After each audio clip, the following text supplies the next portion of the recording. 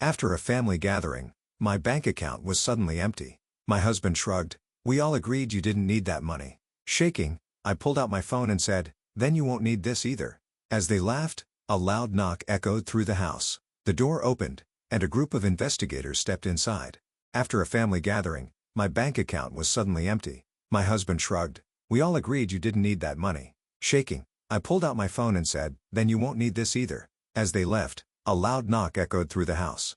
The door opened, and a group of investigators stepped inside. I, 36 female, have been married to my husband, Ray, 38 male, for almost 9 years. We don't have kids, but we've built a life together, or at least I thought we did. My dad passed away 7 months ago. He wasn't rich, but he was smart with money and had a life insurance policy.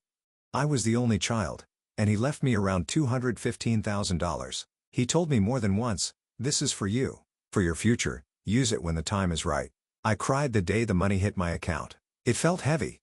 Not in a bad way, just like I had to protect it. I didn't go spending it left and right. I didn't buy a new car. I didn't even upgrade my old phone. I was grieving and planning quietly.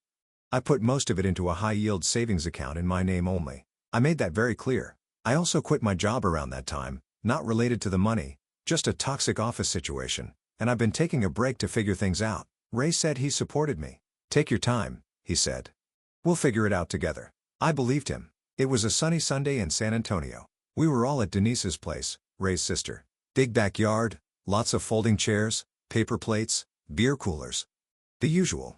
Ray's family was always close. Like, almost too close. If you've ever had in-laws who do everything together, you know what I mean. I always felt a bit like an outsider, even after all these years. We'd just finished eating ribs and brisket. The kids were running around. I was sipping sweet tea when out of nowhere, Ray's mom, Donna, brought up my inheritance. You're lucky your daddy thought ahead, she said, not even looking at me. Must be nice to not have to worry. I said something like, yeah, I'm grateful. That's when Ray jumped in. She's not even working right now. She's just sitting on it. I looked at him, confused. Tasha, other sister-in-law, said, we were thinking it'd be smarter if we used it for something that benefits everyone. We, Donna, we all talked about this. You've got money you're not using. We want to invest. Land, real estate, maybe a business. Something smart. I was stunned. That money's mine. It was left to me. Ray leaned back in his chair like he had this all figured out. But it's not like you need it. You're not working. You don't have debt. We could build something bigger. I was quiet and furious, but I didn't want to cause a scene in front of all their cousins and kids. I said, I'll think about it and want to help clean up. The next day, I went to pay Duke's vet bill, opened my banking app. Balance, 36 cents. I thought it was a glitch. I checked the savings. Empty. I literally screamed. I don't even remember walking to the living room. I just remember standing there shaking, phone in hand. I called Ray. He answered like nothing was wrong. Me, where's my money? Him, calm down. I moved it. Me, you what? Ray, it's not gone. I just moved it into an account with my name on it too. It's safer that way. Safer for who? I asked him who told him he could do that. He said, and I quote, we all agreed you didn't really need it. We being him, his sisters, and his mom. He kept going like this was normal. I've been talking to Denise and Tasha. We figured we could pull it and make some real investments. It's not like you were using it. I couldn't breathe. I was shaking so bad I dropped the phone. What Ray didn't know is that I'd gotten suspicious a few weeks ago. There were weird comments. Hints dropped. Conversations that ended the moment I entered the room. So I'd started documenting. I had screenshots, bank notifications, a recording of Ray saying something about accessing your account. I had emails he forwarded to himself from my computer about the insurance. I also had a cousin, Aaron, who works in financial investigations. I called him in tears. He said, do not confront them. Let me handle this. He looped in people. Told me to sit still, keep acting normal. For 3 weeks, I gathered info. Every whisper, every suspicious withdrawal, every shady Venmo note, all of it went straight to Aaron and his team. They traced funds going into a shell company Tasha had registered. They found out Denise had used some of it as a business deposit. And Donna? She tried to get her church to co-sign a loan using my money as collateral. That night, Ray came home with Tasha and Donna, like some kind of intervention. Ray, you've been acting hostile. This is a group effort. Tasha, you're sitting on money that could help this whole family. Donna, God wouldn't want you to be selfish. I was on the couch, cold, quiet. Then Ray said, it's not like we stole it. It's all in the family. They laughed like I was being dramatic. I stood up. I pulled out my phone, looked Ray dead in the eyes, and said, "Then you won't need this either." I hit send. A knock hit the door. Ray opened it. 3 men stepped inside. Badges, suits, clipboards. One of them said, "Raymond? Last name? We have some questions about financial activity connected to your residence." Ray stood frozen at the door, hands still on the knob. The 3 men stepped in like they owned the place. Suits, tots, clean cut, calm, but not friendly. One of them flashed a badge. "We're with the Financial Crimes Division, Mr. Ray's last name. We have some questions regarding unauthorized transfers and account manipulation." Ray's mouth opened, but no words came out. Tasha backed toward the hallway like she was gonna melt into the wallpaper. Donna stood up with a shaky voice. "Now hold on, there's been a misunderstanding here." The lead agent looked around. "This the residence where the funds were funneled through?" He turned to me. "You're my name, correct?" I nodded. He handed me a folder. "We'll need you to confirm the transactions listed here were made without your consent." I opened it. It had everything. The withdrawals, the LLC, the wire transfers, copies of checks, screenshots of signatures I never signed. Ray looked at me, eyes wide. "You did this?" he whispered. I didn't even blink. "No. You did this." They split up fast. One agent went to the home office. Another started questioning Tasha, who was now crying like a toddler on the kitchen floor. Ray tried to stop them, said they had no warrant. They did. It was stapled to the front of the folder. Donna kept talking. "You don't understand. This was all for the good of the family." She was just sitting on it. She was still in the room. Me. They were talking around me. Like, I wasn't even there. While the agents were going through our drawers and laptop, I went into the bedroom and pulled out the binder I'd been building. I handed it to the lead guy. He raised an eyebrow. "You are prepared." "I've been ready for weeks." It had screenshots of Ray messaging Tasha about clearing out the account before she changes her mind, a recording of Donna saying she'd deal with me if I didn't cooperate, and a bank slip with Denise's signature withdrawing $5 for consulting fees. They weren't just stealing, they were organizing it like a business. An hour into it, one of the agents called for his supervisor. Said something wasn't adding up. Turns out, Ray didn't just move my money into a joint account. He used my identity to open a credit line. A big one. Almost $80,000 in loans sitting in my name. He used part of that to cover the investments because, apparently, they already blew through over half of my dad's money. I didn't even know what to say. I felt sick. Tasha finally snapped. "I told you this would happen." I said she wasn't stupid. Donna screamed at her to shut up. Ray was pacing now, swearing, saying it wasn't a big deal, that it was all internal and could be fixed without police. The lead agent said, "Sir, using someone's identity to open financial instruments without consent is a felony, and it's not internal." Then Denise showed up. She hadn't been there before. I guess someone called her. She stormed in like she was going to save the day. She walked right up to me and said, "You think this makes you some kind of hero? You're tearing this family apart over some money." I looked her dead in the eyes. "You tore it apart when you stole it," she scoffed. "You're so dramatic. Nobody stole anything." "Agent, actually, ma'am, you received $6,400 in stolen funds." "That qualifies." She froze. After Denise sat down and got real quiet, one of the agents called me outside. Said they needed to show me something. I followed. He opened a file on his iPad. "You recognize this man?"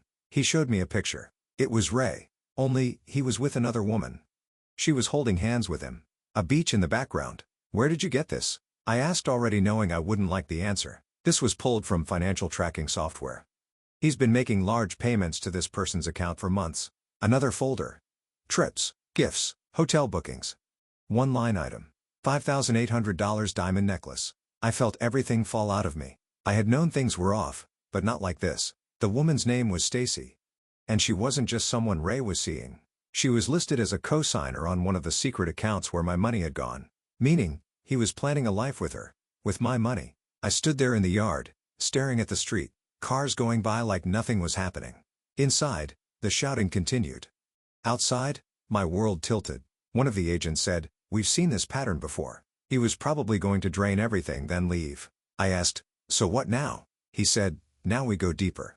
Just as they started pulling evidence off our shared laptop, someone found a hidden folder. Encrypted. They cracked it, and inside were PDF files of other people's documents, not just mine. Tasha's ex-husband's info, Denise's college roommate's social, even Donna's old boyfriend's tax records. I looked at Ray. He sat on the floor, silent, head in hands.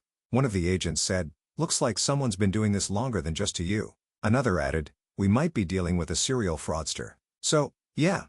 Turns out Ray wasn't just a lying thief. He might have been a whole fraud operation by himself. The agents took the laptop and made a copy of the hard drive. Then one of them pulled me aside again. "There's more," he said. I left. Not because it was funny, because I was at the edge of breaking. Of course there is. Apparently, Ray had an alias, not just a fake email, an actual alternate identity. Same birthday, different name, different driver's license, same photo. He had a fake LinkedIn too under the name Ryan K. Sellers. Claimed he was a freelance financial consultant out of Dallas with a completely made-up resume. But it worked. Because with that identity, he opened multiple business accounts. Some had my stolen money funneled in, some didn't. Worse, one of the accounts had deposits from people we didn't even know. Other victims. He was selling fake investments. Crypto, real estate, LLC shares, total scams. They traced $40,000 to a woman in Oklahoma who thought she was buying into a land flip.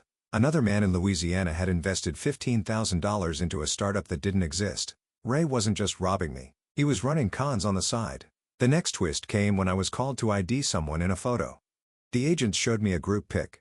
Ray, Donna, Denise, and some man I didn't recognize. Clean-shaven, suit. Looked like someone who sold insurance. They said, "Do you know him?" "No." "Well," the agent said, "he's listed as a silent partner on one of the LLCs your husband created." Apparently, his name was Terry Vaughn. Guess who he turned out to be? Donna's old boyfriend. But more than that, he was the legal owner of the house Donna was living in. She didn't own it like she claimed. She was fronting. Terry was involved in this whole thing. And suddenly, I realized something else. Donna wasn't just annoying. She wasn't on it. The deeper they looked, the worse it got. Turns out, Donna had helped Ray forge part of the documents needed to access my high-yield savings account. She used a notary friend who signed off on an authorization letter that I never wrote. That notary? Retired 2 years ago. Fake stamp. Fake everything. The "we all agreed" line Ray had used wasn't just arrogance. It was a plan. They had been working this out for months. They didn't just pressure me to hand over the money. They planned to take it whether I agreed or not. That night, after most of the agents had gone, Denise stayed behind, sat on the couch across from me like a ghost. "I didn't know about the loans," she said. I didn't say anything. I knew Ray moved the money. I thought it was temporary. Still silent. Then she looked at me and said something I didn't expect. "I think Mom was trying to get you declared incompetent." I blinked. "What?" She said, "If you didn't agree, she had ways. Said you weren't working. You were grieving. That it could be fun. That we could get access legally." I felt like the air got punched out of my lungs. Donna was trying to get legal control over me. They weren't just trying to steal money. They were going to go to court and say I wasn't in the right state of mind to handle my own finances. Denise handed me a folder. It was copies of court paperwork, drafts of documents that Donna had started putting together, custody-style petitions. Doctor notes she had started writing with the name of my old therapist also forged. The lead agent called me later that week. "We've got a new problem," he said. Tasha had disappeared. She missed a scheduled interview with investigators. She'd cleaned out her personal accounts and pulled cash from an ATM in Kerrville, then vanished. Now they were calling it interstate fraud. The FBI was being looped in. Ray? Still pretending like he didn't know where she went, but the investigators had already found texts of him telling her to lay low. They were spiraling. All of them. And I wasn't even close to knowing how deep it really went. Within days, Donna's notary friend got questioned. Broke immediately. She had no idea what she was signing. Donna had told her it was a letter for a church donation transfer. She also said Donna had told her I was going through a mental episode and might act paranoid. I can't explain how it feels to know someone spent months trying to paint you as unstable just so they could steal from you without resistance. And worse, how easily they almost pulled it off. So by this point, the whole thing had already started to crumble. Ray was under investigation. Donna was caught forging documents. Denise had turned in court papers that Donna had been hiding. And Tasha? She'd vanished. I didn't think I'd see her again, but I did. It was 2 weeks later, at a preliminary court hearing about the frozen accounts.